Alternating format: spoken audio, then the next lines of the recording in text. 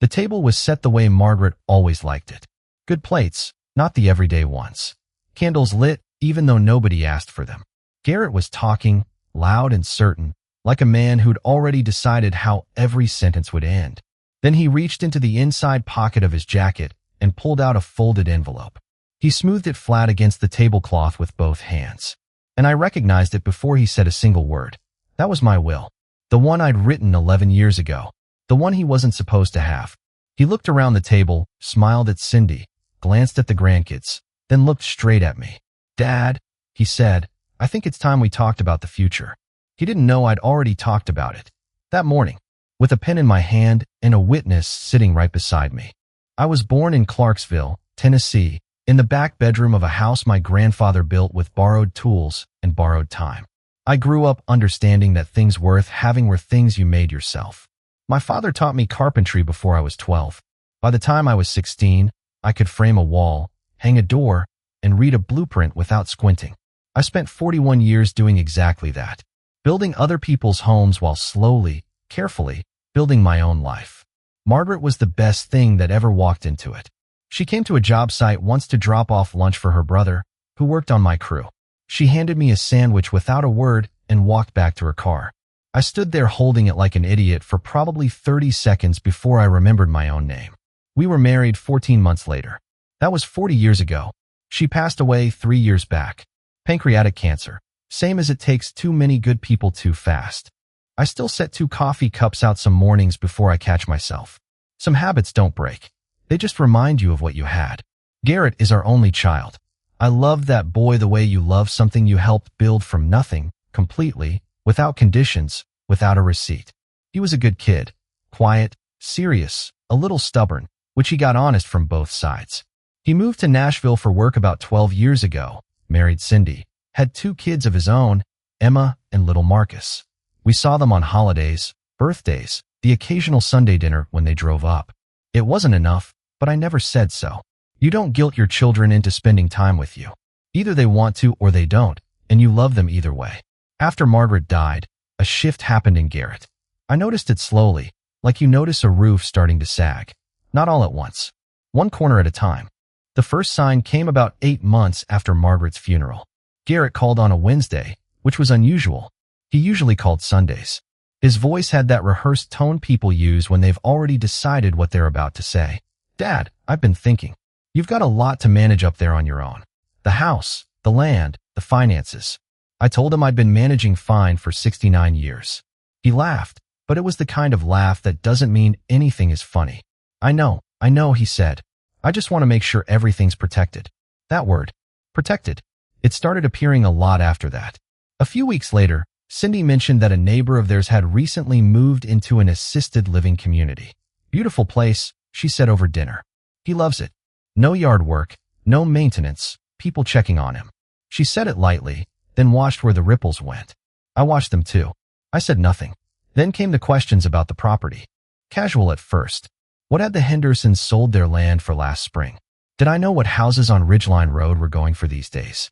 Had I thought about what made sense to hold on to long term? I answered each one simply and then moved the conversation somewhere else. But I kept a record of them. Not on paper. In my memory, which, despite what Garrett seemed to believe, was working just fine. Then 3 weeks before that Sunday dinner, he asked to see my will. Said he wanted to make sure his own estate planning lined up correctly. Said an attorney had recommended it. I handed it over because he was my son and I still believed, at that moment, that sons don't scheme against fathers. He never gave it back. That was the last comfortable thing I believed for a while. Lying awake the night before that Sunday, I couldn't sleep. I lay in the dark listening to the house settle around me, the old wood creaking when the temperature drops, and I thought about every conversation I'd had with Garrett over the past 8 months. I laid them end to end in my mind, and when I stood back from the whole picture, I didn't like what I saw. It wasn't one thing. It was the shape of all the things together.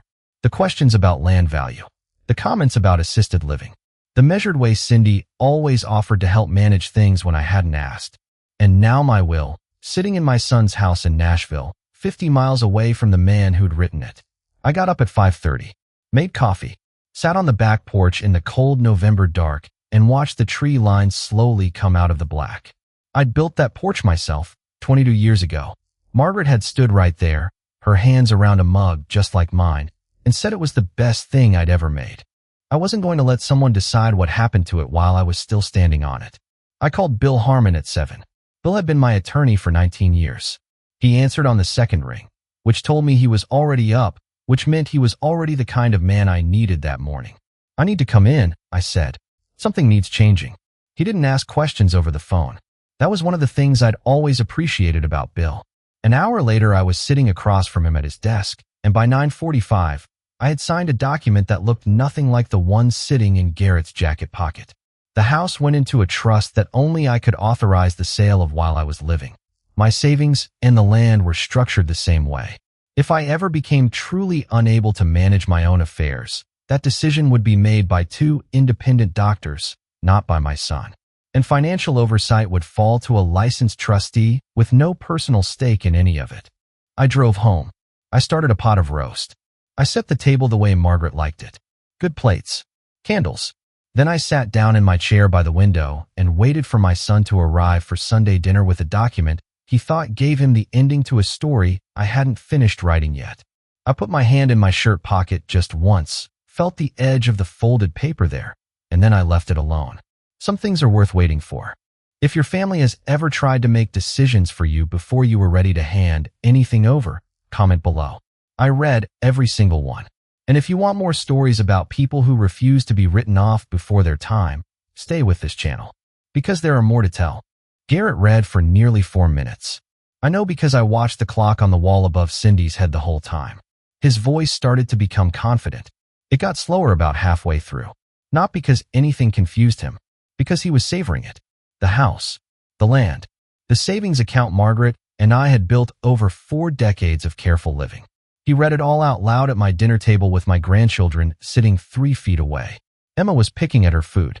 Marcus was watching his father with wide eyes, trying to figure out the right expression for the room. When Garrett finished, he set the document down and looked at me the way a man looks at an inheritance he believes already belongs to him. "Dad," he said, "I think this all makes sense. I just want to make sure you're taken care of." The table was quiet. Cindy had her hands folded in her lap. The candles moved a little from the heater vent. I let the silence sit there for a long moment, the way you let a board settle before you nail it, because rushing the next step ruins the whole thing. Then I reached into my shirt pocket. I unfolded the paper slowly. I set it flat on the table in front of me and smoothed it with both hands, the same way he had smoothed his. "That's kind of you, Garrett," I said. "I made some arrangements this morning. Thought you should see them." He looked at the paper, then at me, then back at the paper. His face didn't fall all at once. It went the way color leaves something left in the sun too long, gradually, then completely. Cindy leaned over to read and stopped about a third of the way down. Nobody said anything for what felt like a long time. Emma looked at Marcus. Marcus looked at me. I looked at my son. "You went this morning?" He said finally. "At 8 o'clock, I said. "Bill Harmon sends his regards." Garrett sat back in his chair. The confidence had left the room entirely. What replaced it wasn't anger. It was a quieter thing and harder to witness. It was the face of a man who had miscalculated badly and knew it. "Dad, I wasn't trying to," he started. "I know," I said, "and I meant it. That was the hardest part. I believed that somewhere underneath all of it, he hadn't meant to become what he'd become at that table. But meaning well and doing right are not always the same thing." The roast was still warm. I picked up my fork. "Let's eat," I said. And we did. The weeks after that Sunday were not comfortable. Comfortable was probably too much to hope for. But they were honest, which turned out to be worth more. Garrett called 4 days later. Not to argue, not to explain the will away. He called to ask if I was angry. I told him I wasn't. That was the truth. Anger would have meant I was surprised. "Then what are you?" he asked. I thought about that for a second. "Disappointed," I said, "and tired of being treated like I'm already gone." The line was quiet for a while. When he spoke again, his voice was different. Smaller. "I think I convinced myself I was helping," he said. "I know you did," I told him. "That's the part that worries me more than anything else. People who scheme without knowing they're scheming are harder to reach than people who know exactly what they're doing." But Garrett was still reachable. I believe that. Some things in a man don't change no matter how far sideways he drifts, and the boy I raised was still in there somewhere. 2 Sundays later, he drove up alone, without Cindy, without the kids.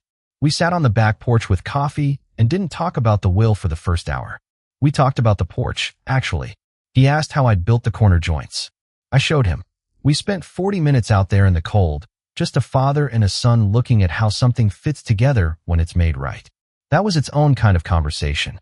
Eventually he looked at me and said, "I should have asked instead of assumed." I nodded. "Yes," I said. "You should have. I'm sorry, Dad." 2 words and a name. Simple as that. No list of reasons. No defense. Just the apology itself, standing there on its own without anything propping it up. That kind of sorry is worth something. A man's will is not the same thing as his life. The document I rewrote that Sunday morning wasn't about money, not really. It was about something simpler and not easy to say plainly. It was about the right to still be the one holding the pen. You don't get to close a man's chapter while he's still in the middle of a sentence. Growing older doesn't mean your story belongs to someone else. It means you've earned the right to finish it yourself.